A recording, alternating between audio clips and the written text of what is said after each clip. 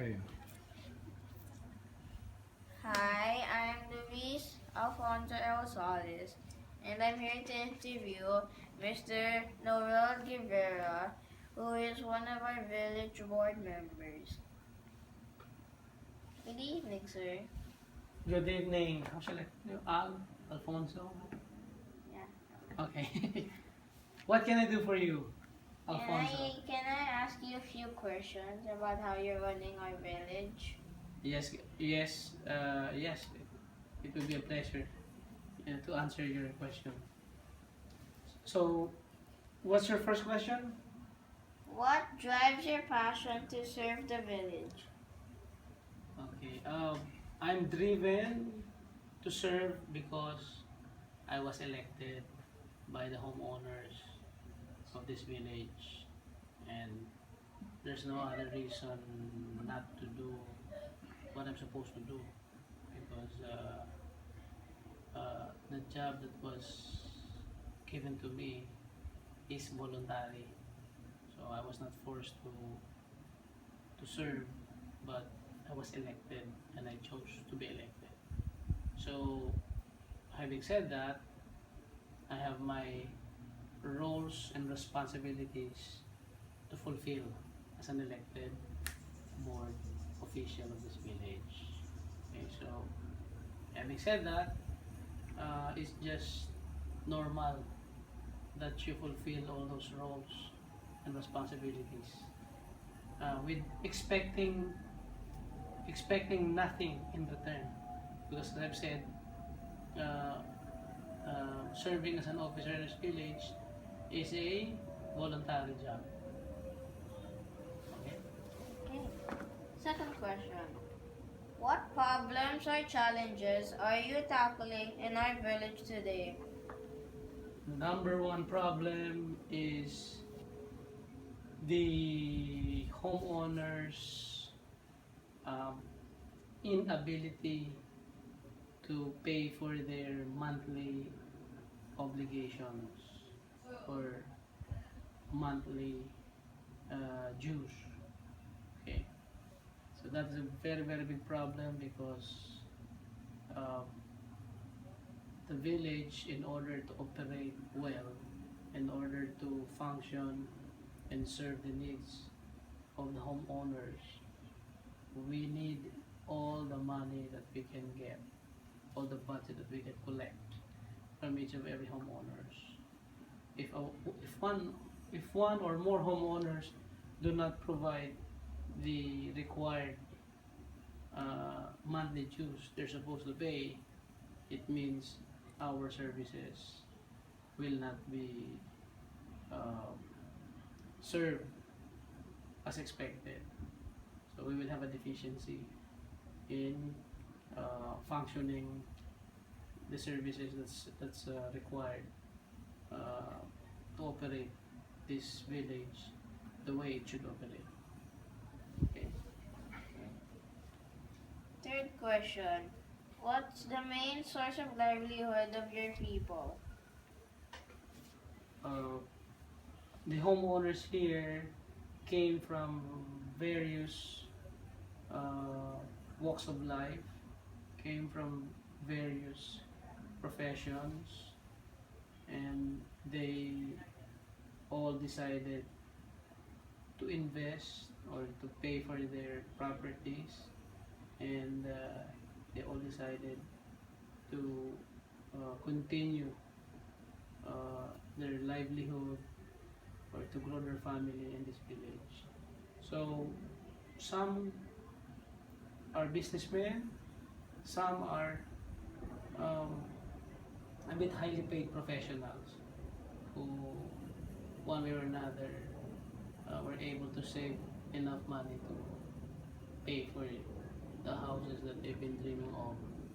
Okay, and it's a smorgasbord of various professionals and businessmen who lives here in our village. Okay. Fourth question. Do you think that our government's decisions will positively affect our economy?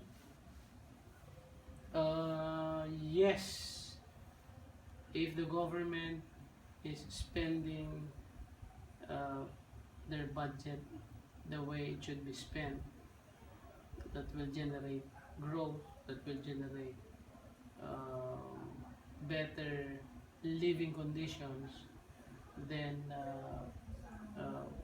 it will create a positive impact to the citizen in general.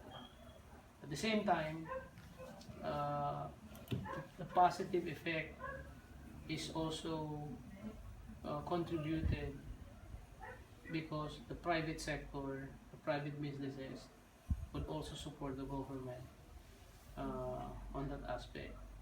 Therefore, and the result, as you can see, buildings owned by private companies would start, you know, erected. Infrastructure roads are starting to be constructed.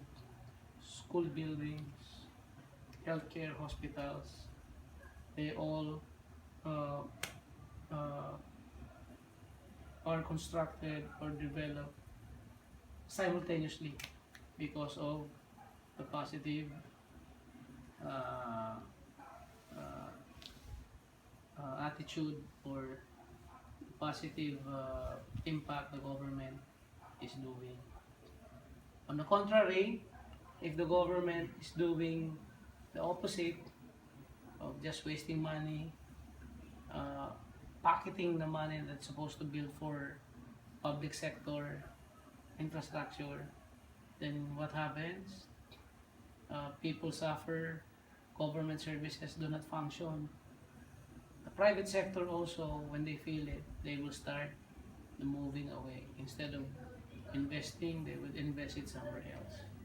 So that would leave a government to be a an untrustworthy government versus a more trustworthy government. Okay? Okay. Fifth question.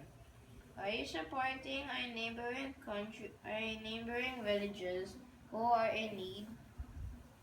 The answer is by default yes, but we have to look at our priorities. In other words, if we use the term first things first, we have to look at the health of our village.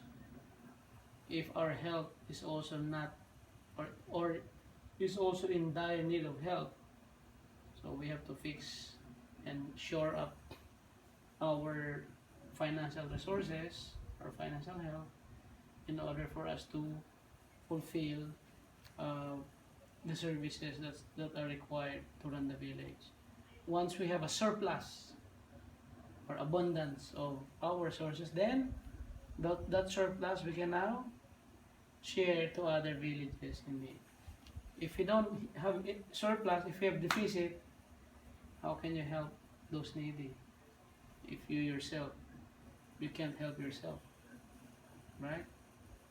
Okay, so for now, we are still we need help more than we would help others. Okay, we need help. Sixth question. How are you answering the needs of the residents? uh,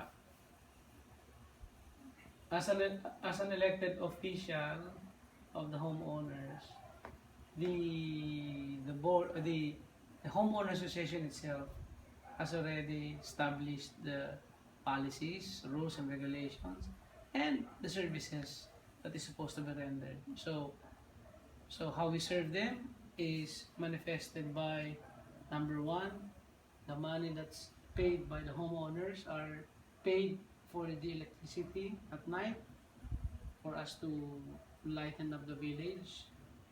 Number two, we pay for the security to ensure no unauthorized non-homeowners enter our village. Number three, we also pay for the garbage collection to ensure the waste management is taken care of. Number four, we have our own village cleaners who will ensure that the cleanliness and upkeep of the village will be sustained, will be maintained. And also we have our own admin staff who's taking care of the other operation of the village, so we pay for it. From there, homeowners can be able to access the different services required, getting water, getting electricity, uh, finding other services that's required. Okay, Okay. Thank you for your time. you're welcome. Oh, in behalf I'd like to acknowledge that our village is